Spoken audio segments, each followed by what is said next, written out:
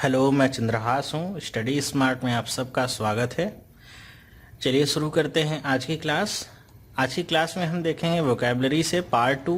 Part 1 मैंने आपको पहले ही प्रोवाइड करा दिया है और उसके बाद मुझे बहुत सारे सजेशंस मिले, टिप्स मिली कि कैसे मैं उसको और इम्प्रूव कर सकता हूँ। तो उन सारे इम्प्रूवमेंट के साथ मैं आप सबके सामने आया हूँ पार्ट 2 लेके। आई होप आपको ये प्रेजेंटेशन और बेहतर लगेगा, समझने में और आसानी होगी। तो वीडियो स्टार्ट करने से पहले मैं उन सभी लोगों को बहुत बहुत धन्यवाद देता हूं जिनको मेरा ये प्रयास पसंद आ रहा है। आपके कमेंट्स, आपके लाइक्स मुझे ये बता रहे हैं कि आप सबको मेरे इस प्रयास से लाभ भी पहुंच रहा है और आपको बहुत अच्छा भी लग रहा है। तो मैं आप सभी लोगों को भी धन्यवाद देता हूं अपनी तरफ से, क्योंकि इसमें मेरी बस थोड़ी सी मेहनत है, बाकी सब आपका प्यार और सहयोग ही है।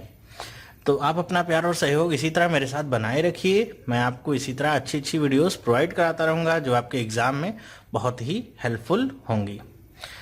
चैनल स्टार्ट करने से पहले मुझे इतनी सफलता की उम्मीद भी नहीं थी। अभी वीडियो बनाते हुए सब्सक्राइबर्स की संख्या 750 के आसपास है। मुझे चैनल बनाए अभी 20 दिन भी नहीं हुआ है। मुझे इतनी ज़्यादा सफलता की उम्मीद नहीं थी। तो ये सब सिर्फ आपका प्रयास है, मेरी बस थोड़ी सी मेहनत है। तो चलिए इसी पॉजिटिव नोट के साथ स्टार्ट करते हैं हम आज की क्लास। पहला वर्ड मैं लेता हूं। देखिए पहला वर्ड क्या है? कॉन्वेलेस। कॉन्वेलेस का मतलब क्या होता है? इंग्लिश में लिखा हुआ है recover once health and strength over a period of time after an illness और मेडिकल ट्रीटमेंट। मतलब जब कोई बीमार होता है या उसका कोई मेडिकल ट्रीटमेंट हो रहा होता है, उसके बाद जो उसकी सेहत में सुधार होने का जो दौर होता है उसे क्या कहते हैं? कॉन्वेलेस, जिसे हम कहते हैं ठीक होना या हिंदी में कहते हैं अच्छा हो जाना। ओके, तो बहुत इंपॉर्टेंट वर्ड है, कई बार रिपीट हुआ है ये, इसीलिए मैंने इस वर्ड को सेलेक्ट किया है। और इसके सिनोनिम्स आप देख लीजिए, जैसे क्या होते हैं? Get better, recover, get well. Okay, ये इसके क्या है? सिनोनिम्स। एंटोनिम्स की अगर मैं बात करूं तो पहला एंटोनिम आपके सामने है डिटेरियोरेट। डिटेरियोरेट का मतलब क्या होता है? अगर कोई चीज़ खराब होती रहे, मतलब सही हो वो कंडीशन है, उसके बाद वो खराब होना शुरू हो जाए, सड़ना शुरू हो जाए, तो उसे हम क्या कहते हैं? डिटेरियोरेट। ओके, या दूसरा एंटोनिम इसका क्या हो सकता है? वीकेन। मतलब आप अगर स्वस्थ रहें और कमज़ोर होना शुरू हो जाएं तो क्या होगा? वीकेन। ओके, तो ये इसके क्या है? दो एंटोनिम्स। चलिए देखते हैं नेक्स्ट वर्ड। नेक्स्ट वर्ड है आपका ब्रूटलाइज। ये वीडियो मैं थोड़ा छोटी रखूँगा, बहुत सारे वर्ड्स मैं लेके नहीं आया हूँ, बहुत ही सिलेक्टेड वर्ड्स लेके आया हूँ आपके लिए। अगर आपको इस तरह की प्रेजेंटेशन पसंद आए तो मुझे कमेंट करके बताइएगा, ताकि मैं अब आगे से जो बनाऊँगा वीडियो इंग्लिश की वोकैब्स पे, वो मैं इसी फॉर्मेट पे ही रखूँगा। इसीलिए मैंने शब्दों का जो चयन किया है वो छोटा किया है और बहुत ही सिलेक्टेड वर्ड लेके आया हूँ आपके सामने। ओके, तो कमेंट करके मुझे ज़रूर बताइएगा आपको ये वीडियो कैसा लगा। तो ब्रूटलाइज का मतलब क्या होता है? Treat someone in a savage और वायलेंट वे। ओके, सैवेज का मतलब क्या होता है? सैवेज का मतलब होता है, आप समझ लीजिए जैसे जंगली होते हैं, एकदम असभ्य, उनको क्या कहा जाता है? सैवेज। वायलेंट का मतलब हिंसात्मक तरीके से, मतलब अगर आप किसी को ऐसे जंगली या हिंसात्मक तरीके से ट्रीट करते हैं, आप बिहेव करते हैं, तो उसे क्या कहा जाता है? ब्रूटलाइज करना। ओके, हिंदी में लिखा हुआ है इसका मीनिंग, इसका मतलब होता है नृशंस व्यवहार करना। ओके, इसके सिनोनिम क्या हो सकते हैं? डीसेंसिटाइज। सेंसिटाइज का मतलब आप समझते होंगे, डीसेंसिटाइज क्या है? इसका सिनोनिम है, मतलब जब आपके अंदर ये सब सोचने समझने की क्षमता नहीं रहती है, क्या सही है और क्या गलत, बस आप दूसरे के ऊपर वायलेंटली अटैक करते हैं। डीह्यूमन। डीह्यूमन का मतलब डीह्यूमनाइज। डीह्यूमनाइज का मतलब क्या है? डीह्यूमनाइज का मतलब है कि ह्यूमनाइज का मतलब क्या? मानवीय। डीह्यूमनाइज का मतलब अमानवीय। जब आप किसी के साथ अमानवीय व्यवहार करते हैं, वो भी क्या होता है? आपका ब्रूटलाइज होता है। हार्डन। हार्डन मतलब बहुत ही ज़्यादा कठिन, या जैसे लिखा है टफन, बहुत ही ज़्यादा टफ आप जब रहें तो उसे क्या कहते हैं? ब्रूटलाइज। एंटोनिम इसका क्या होगा? एंटोनिम इसका दो मैंने छांटे हैं। एक तो कभी कभी इसके एंटोनिम में अपग्रेड भी देता है, और दूसरा होता है इम्प्रूव, मतलब अपने जो व्यवहार है उसको थोड़ा सा इम्प्रूव करना। इसके कुछ और इंटोनिम भी हो सकते हैं, जैसे आप कह लीजिए पोलाइट। पोलाइट का मतलब क्या, बहुत ही विनम्रता के साथ अगर आप किसी के साथ व्यवहार करते हैं तो उसे क्या कहा जाता है, पोलाइट। तो सारे आप इंटोनिम्स आसानी से समझ सकते हैं तब जब आपको ब्रूटलाइज का मतलब पता होगा। ओके, नेक्स्ट देखिए क्या है, डिनाउंस। डिनाउंस का मतलब क्या होता है, जब आप सरेआम किसी के ऊपर कोई आरोप लगाते हैं या किसी गलत चीज का इल्जाम देते हैं तो उसे क्या कहा जाता है, डिनाउंस। हिंदी में भी लिखा हुआ है क्या, आरोप लगा देना। ठीक है, मतलब सरेआम अगर आप किसी को किसी काम के लिए आरोपित करते हैं तो उसे कहा जाता है डिनाउंस करना। ठीक है, इसका सिनोनिम क्या होता है, सिनोनिम देख लीजिए, कंडेम। मैंने पिछली वीडियो में बताया था कंडेम मतलब क्या होता है, किसी को भी क्रिटिसाइज करना पब्लिकली। ओके, उसे क्या कहा जाता है, कंडेम। दूसरा वर्ड भी देख लीजिए क्या है, क्रिटिसाइज। क्रिटिसाइज मतलब उसकी भर्त्सना करना। ओके, डीक्राई, रिवील, विलीफाई, ये सब क्या बहुत ही इंपॉर्टेंट वर्ड होते हैं। इन सब की मीनिंग क्या होती है, लगभग सेम ही होती है। ओके, आरोप लगा देना, विलीफाई करना मतलब भी क्या होता है, आरोप लगाना, किसी को पब्लिकली कहना कि ये तुमने किया है या ये गलत है या ये सही है। वो सही और गलत की बात हम नहीं करेंगे, बस किसी के ऊपर आरोप लगाने को ही हम कहते हैं डिनाउंस। ओके, एंटोनिम की अगर बात करूं तो एंटोनिम यहाँ पे आया हुआ है प्रेज। प्रेज का मतलब क्या होता है, प्रेज का मतलब क्या होता है कि जब हम किसी की बहुत तारीफ करते हैं, ओके, तो उसे क्या कहा जाता है, प्रेज। तो ये क्या होगा इसका एंटोनिम। चलिए देखते हैं नेक्स्ट वर्ड। नेक्स्ट वर्ड क्या है आपका, ऑडेसियस। ऑडेसियस का मतलब क्या होता है कि जब आप बहुत ज्यादा साहस दिखाते हैं किसी भी काम को करने के लिए, मतलब वो जरूरत से ज्यादा होता है, तो उसे क्या कहा जाता है, ऑडेसियस। हिंदी में लिखा हुआ है इसका मतलब साहसी। साहसी का मतलब जब आप किसी काम को करने से पीछे नहीं हटते हैं बल्कि बढ़ चढ़ के उसमें हिस्सा लें, खतरनाक हो वो। ओके, तो उसे क्या, ऐसे आदमियों को क्या कहा जाता है, साहसी। ओके, सिनोनिम इसका क्या हो सकता है, बोल्ड। बोल्ड का मतलब भी क्या होता है, साहसी। डेयरिंग का मतलब भी साहसी। फियरलेस का मतलब जिसे कोई डर नहीं हो, वो कौन होगा आदमी, साहसी। यहाँ पे देखिए एक वर्ड मैंने यहाँ पे छांट के निकाला हुआ है, इंटरपिड। इंटरपिड का मतलब भी क्या होता है, साहसी और ब्रेव। ये सारे आपके क्या हैं, इसके सिनोनिम्स हैं। तो देखिए सारे वर्ड मैंने एक वर्ड लिया है और एक ही वर्ड से मैं चाह रहा हूं कि कम से कम आपको 6 से 7 मीनिंग्स आपकी कवर हो जाएं। सबको अलग अलग बताने से अच्छा है कि आप एक ही वर्ड लीजिए, उसके जो 6-7 और प्रकार हैं सबको देख लीजिए, ताकि आपको याद रहेगा एग्जाम टाइम में भी कि अगर इनके टाइप्स में भी कुछ आ जाए, डेयरिंग आ जाए, इंटरप्रिट आ जाए, तो आप अगर वीडियो आपने देखा हुआ है, आपकी आंखों के द्वारा जो चीजें देखी जाती हैं, कानों के द्वारा जो सुनी जाती हैं, वो बहुत ज्यादा दिन तक याद रहती हैं आपको। ओके, कई लोग मुझसे कहते हैं कि इसका पीडीएफ उपलब्ध कराइए। तो पीडीएफ उपलब्ध कराने से अच्छा होगा कि आप डिक्शनरी ही खोलिए, क्योंकि पीडीएफ और डिक्शनरी में मैं कोई अंतर पाता नहीं हूं। इसलिए मैं, कोई भी लैंग्वेज जब आप पढ़िए तो उसको केवल बुक से मत पढ़िए, उसके लिए आपको बहुत ज्यादा इंटरेक्टिव होना पड़ेगा। आप देख के और सुन के दूसरों से ज्यादा सीखते हैं किसी भी लैंग्वेज की अगर मैं बात करूं तो। ओके, तो इसीलिए मैं वीडियो की सलाह आपको दूंगा कि आप 2 से 4 बार इसे पढ़ेंगे, सुनेंगे, देखेंगे, तो आपके दिमाग में तो ये वैसे ही बैठ जाएगा। ओके, और जब मैं कोई वर्ड बता रहा हूं तो साथ साथ उसकी टोन भी बताता चलता हूं, ये कैसा वर्ड है, कहाँ कहाँ पे यूज हो रहा है, तो इससे आपको समझने में थोड़ा और आसानी हो जाती है। ओके, यहाँ पे जैसे एक वर्ड आप अगर पढ़ेंगे तो इसमें आपको कौन सा इंपॉर्टेंट वर्ड है वो समझ नहीं आएगा, लेकिन मैंने यहाँ पे पॉइंट आउट कर दिया है कि ऑडेसियस के लिए जो ज्यादातर वर्ड पूछा जाता है सिनोनिम के तौर पे वो क्या होता है, इंट्रेपिड। इंट्रेपिड का मतलब क्या होता है, बहुत ही ज्यादा साहसी जो व्यक्ति होता है उसके लिए यूज किया जाता है। इसी तरह जो इसका एंटोनिम है वो क्या है, टिमिड। टिमिड का मतलब क्या, डरपोक, मतलब वो नेचर से ही बहुत ज्यादा डरपोक होगा। सिंपल से सिंपल काम करने में भी वो, उसके पैर क्या होंगे, कांपने लगेंगे। उसे क्या कहते हैं, बहुत ही टिमिड आदमी है वो। ओके, बहुत ही ज्यादा डरपोक है। चलिए नेक्स्ट वर्ड की बात करते हैं, प्लमेट। बहुत ही इंपॉर्टेंट वर्ड है प्लमेट। अपनी मीनिंग की वजह से इसके 2-3 सिनोनिम और एंटोनिम्स पॉसिबल होते हैं, मतलब 2-3 टाइप पॉसिबल होते हैं।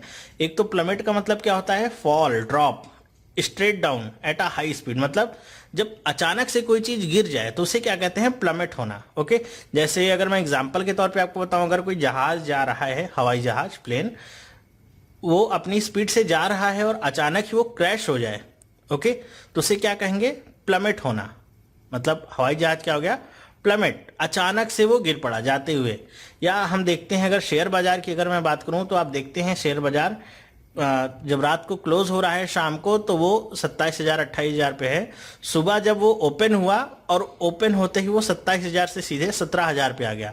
मतलब 10,000 की गिरावट कब हुई, विद इन 1 और 2 मिनट। तो इसे क्या कहेंगे हम, प्लमेट। अचानक से किसी चीज का गिर जाना क्या कहा जाएगा, प्लमेट। ओके, इसके अगर आपको ये मीनिंग पता चल गई तो सिनोनिम्स तो इसके बहुत ही ज्यादा इजी हैं। जैसे क्या, डाइव, ड्रॉप, क्रैश, ये सारे वर्ड आपको पता होंगे। क्रैश का जो मैंने बताया अभी प्लेन वाला एग्जांपल। ये देखिए एक ही वर्ड है, डिसेंड। डिसेंड किसका सिनोनिम होता है, एसेंड का। एसेंड मतलब क्या, ऊपर चढ़ना। डिसेंड मतलब क्या, नीचे गिरना। तो डिसेंड रैपिडली मतलब जब अचानक से कोई चीज नीचे गिरने लगे तो उसके लिए भी हम क्या यूज करते हैं, प्लमेट। ओके, दूसरा एंटोनिम देखिए क्या है। अच्छा ये देखिए यहाँ पे एंटोनिम भी इसका लिखा हुआ है डिसेंड का, एसेंड। एसेंड का मतलब क्या, ऊपर बढ़ना, ऊपर चढ़ना। गो अप, ग्रो, इंक्रीज या रेज, ये सारे क्या हैं, ऊपर चढ़ने के लिए यूज होते हैं। ओके, तो प्लमेट अगर आता है आपके सामने तो आपको अगर मीनिंग याद है तो आप सिनोनिम और एंटोनिम्स आसानी से इसके छांट सकते हैं। और मीनिंग अगर आपको पता है और ये क्लोज टेस्ट में आता है अगर आपके, तो अगर आपको मीनिंग पता है तो आप आसानी से इसको पॉइंट आउट करके बाहर निकाल सकते हैं कि ये कहाँ पे फिट हो सकता है। ओके, याद रखिए इंग्लिश में अगर आपके कम नंबर आ रहे हैं या 1-2 नंबर से आप रह जा रहे हैं तो उसका सबसे पहला जो रीज़न है वो ये है कि आपकी वोकैबलरी बहुत ही ज़्यादा कमज़ोर है। अगर आप अपनी केवल वोकैबलरी इंप्रूव कर लें तो आपका 60 to 70% काम वैसे ही पूरा हो जाता है। क्योंकि जब आपकी वोकैबलरी आपकी तैयार होती है तो आप रीडिंग कॉम्प्रिहेंशन आपका बहुत ही ईजी हो जाता है। रीडिंग कॉम्प्रिहेंशन का मतलब क्या है, रीडिंग का मतलब पढ़ते जाना, कॉम्प्रिहेंशन का मतलब समझते हुए। ओके, सिर्फ पढ़ना नहीं, उसे समझते हुए पढ़ते जाना। मतलब रीड ही नहीं करना है, उसको समझना भी है। तो अगर आपको वर्ड मीनिंग्स पता है सारी की सारी तो बहुत ही आसानी से आप पूरे पैराग्राफ को पढ़ के उसका पूरा भाव समझ सकते हैं। लेकिन अगर वर्ड मीनिंग ही आपको नहीं पता है तो आप उसे 10 बार भी क्यों ना पढ़ें, आपको समझ ही नहीं आएगा कि पूछा क्या जा रहा है। अब उसमें बच्चों की तरह से नहीं पूछा जाता कि क्वेश्चन कुछ दे दिया और आप वही वही वर्ड देख लीजिए कहाँ पे पैराग्राफ में है, छांट के उसका आंसर लिख दीजिए, ऐसा तो आता ही नहीं है। तो आपको समझना जरूरी है। समझ गए अगर तो बहुत आसानी से सारे क्वेश्चंस के आंसर कर सकते हैं। और रीडिंग कॉम्प्रिहेंशन में 4 नंबर तो आपके वोकैब से ही आते हैं, 2 सिनोनिम और 2 एंटोनिम्स। ओके, तो वोकैबलरी आपको इम्प्रूव करना सबसे ज़्यादा मस्ट है। अगर आपने वोकैबलरी इम्प्रूव नहीं की, कितनी भी आप ग्रामर क्यों ना पढ़ लीजिए, आप इंग्लिश क्लियर नहीं कर पाएंगे। ठीक है, तो चलिए देखते हैं नेक्स्ट वर्ड। नेक्स्ट वर्ड है डिसकॉन्सोलेट। डिसकॉन्सोलेट का मतलब क्या होता है, very unhappy and unable to comforted. मतलब बहुत ही ज़्यादा जो गमगीन आदमी हो, मतलब बहुत ही ज़्यादा निराश हो, बहुत ज़्यादा उदास हो। ये डिसकॉन्सोलेट अपने आप में टोन में ही इसकी क्या है, बहुत ज़्यादा निगेटिव है। ओके, किसी के साथ आप अगर डिसकॉन्सोलेट लगाते हैं तो इसका मतलब वो आदमी क्या है, बहुत ही ज़्यादा निराश है, उदास है, उसने अपनी सारी उम्मीदें क्या खो दी हैं, उसके लिए उम्मीद की एक किरण भी बाकी नहीं है। ऐसे लोगों के लिए हम क्या लगाते हैं, डिसकॉन्सोलेट। ओके, तो इसके सिनोनिम्स क्या हो सकते हैं, सैड, अनहैप्पी, डोलफुल, डिजेक्टेड, डिस्पिरिटेड। अब ये जो आखिरी के 3 वर्ड हैं ये बहुत इंपॉर्टेंट हैं, ये आपके एग्जाम में बहुत बार रिपीटेड होते हैं, खास तौर पे डिजेक्टेड और डिसस्पिरिटेड। डिस्पिरिटेड का मतलब क्या होता है, स्पिरिटेड का मतलब क्या होता है, बहुत ही ज्यादा जो खुश आदमी होता है उसके लिए यूज क्या किया जाता है, स्पिरिटेड, मतलब पूरे उत्साह के साथ, बहुत ही ज्यादा ऊर्जावान हो। ओके, उसके लिए यूज किया जाता है स्पिरिटेड। तो उसी का एंटोनिम क्या है, डिस्पिरिटेड। डिस्पिरिटेड का मतलब एकदम एनर्जी ही नहीं है उसके अंदर, एकदम उदास है, उसके लिए क्या यूज करेंगे, डिस्पिरिटेड। वीडियो बनाते समय अगर आपको कोई आवाजें आ रही हों तो उसके लिए सॉरी। आज देश की राजधानी में मौसम बहुत ही ज़्यादा ख़राब है, 2-3 दिन से बहुत गर्मी पड़ रही थी, तो आज भगवान का मूड थोड़ा चेंज हो गया है और शाम से ही मौसम बहुत ही ख़राब हो गया है। बारिश हो रही है, आंधियाँ आ रही हैं, इसकी वजह से आपको हो सकता है थोड़ी बहुत आवाज़ आ रही हो। चलिए देखते हैं एंटोनिम।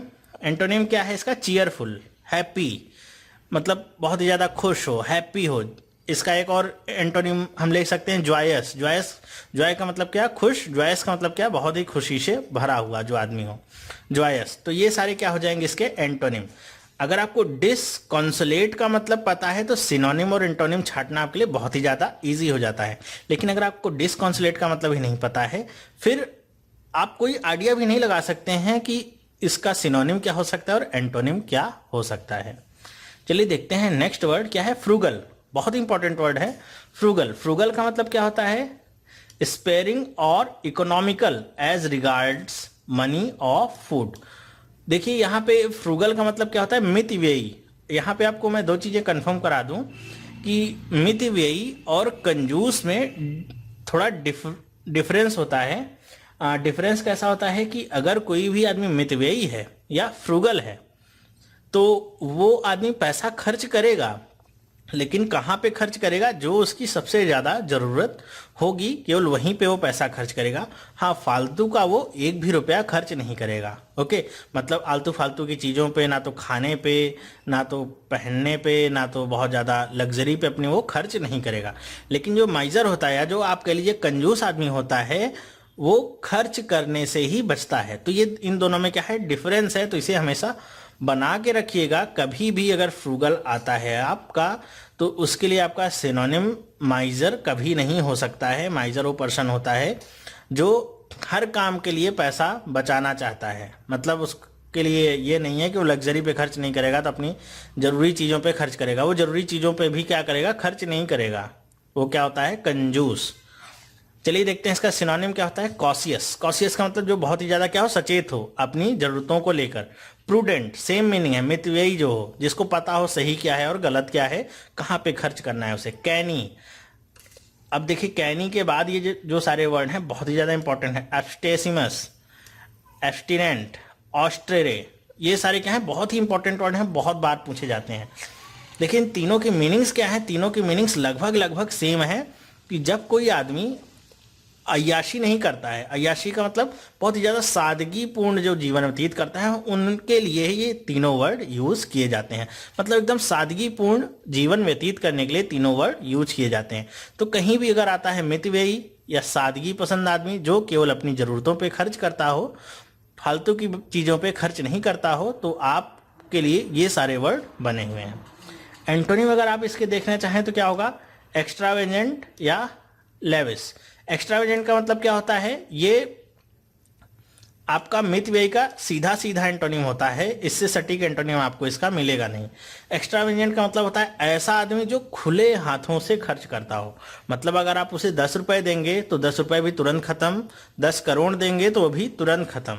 जितना उसके पास पैसा होगा या संसाधन होंगे उन सब को वो तुरंत का तुरंत ही खत्म कर देगा।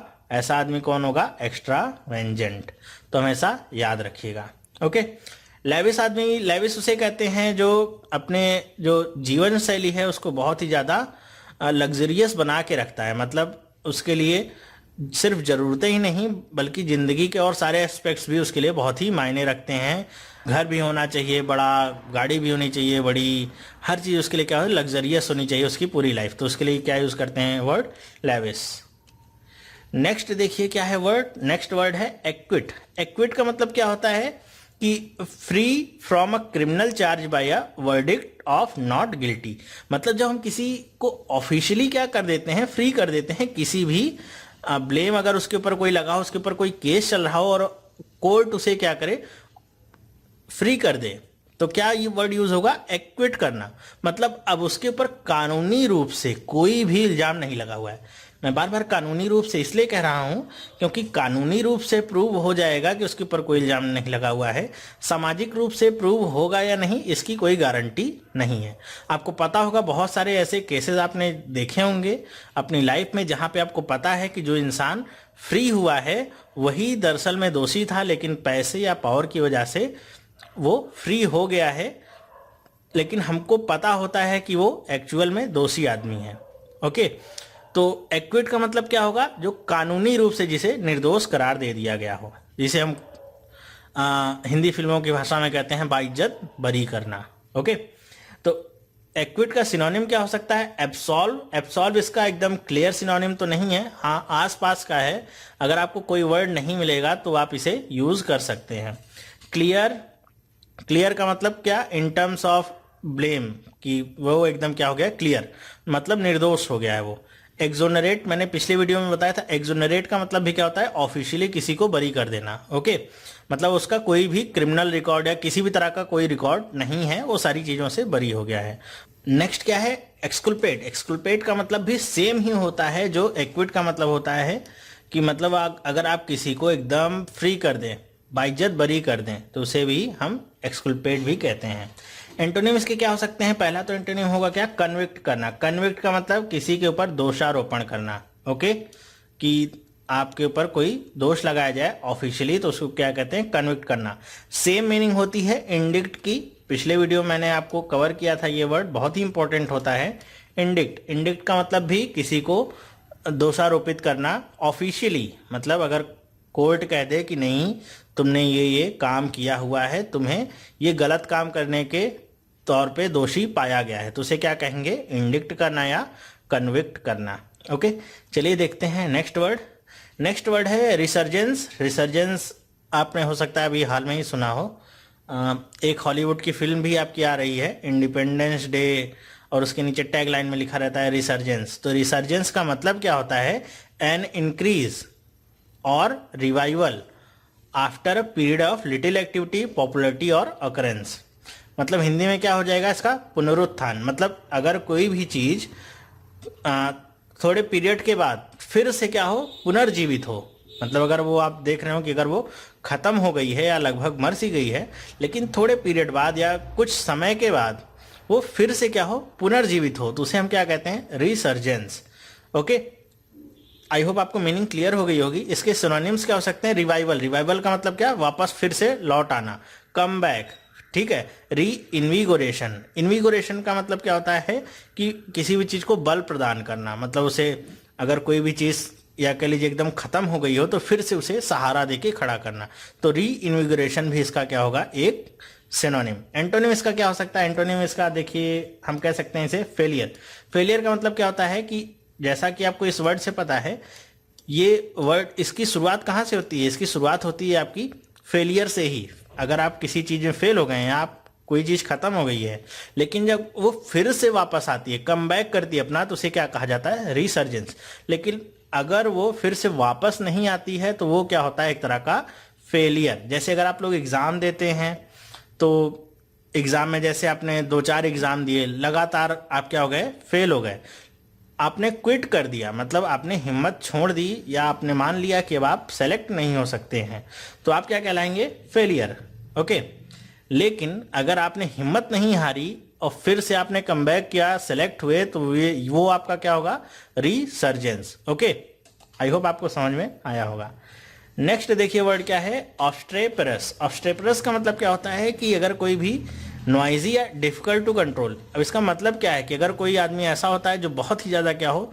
कोलाहल मचाने वाला, मतलब उधम मचाने वाला एकदम, कि वो किसी के कंट्रोल में आए ही नहीं, तो उसे क्या कहते हैं? ऑब्स्ट्रेपरस। पागल भी आप समझ सकते हैं उसको एक तरीके से।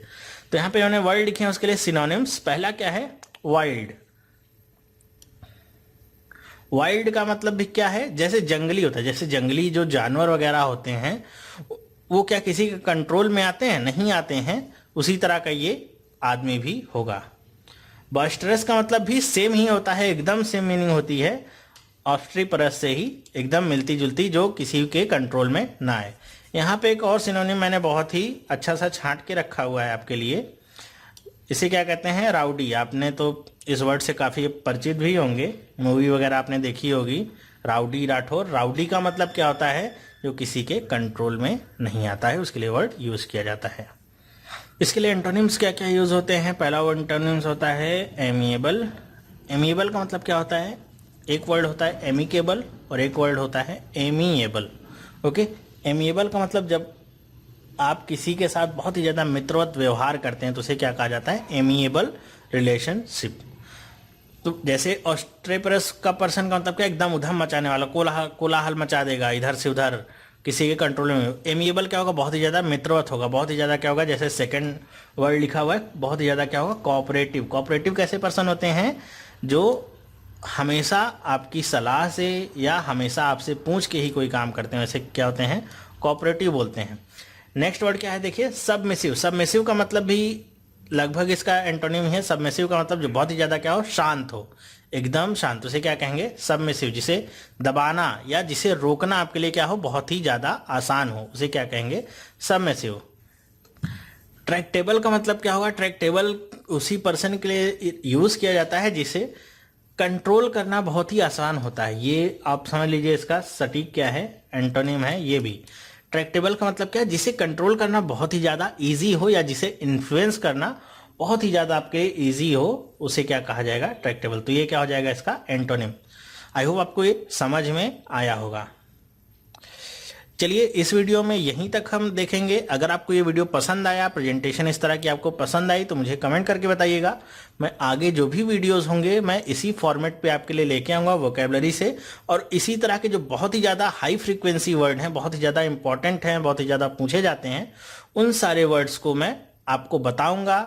उनके सिनोनिम्स क्या होते हैं, एंटोनिम्स क्या होते हैं, और कैसे आप पहचान सकते हैं कि इनका यूज़ कहाँ पे आपको करना है। ठीक है, तो ये वीडियो आपको कैसा लगा ये मुझे ज़रूर कमेंट करके बताइएगा। साथ ही साथ अगर आपको ये वीडियो पसंद आया है तो आप इसे अपने दोस्तों के साथ भी शेयर करिएगा, खासतौर से उन लोगों के साथ जिनकी इंग्लिश बहुत ही कमज़ोर है। ये आपकी भी जिम्मेदारी है कि आप उनका इंग्लिश का डर बाहर निकालें।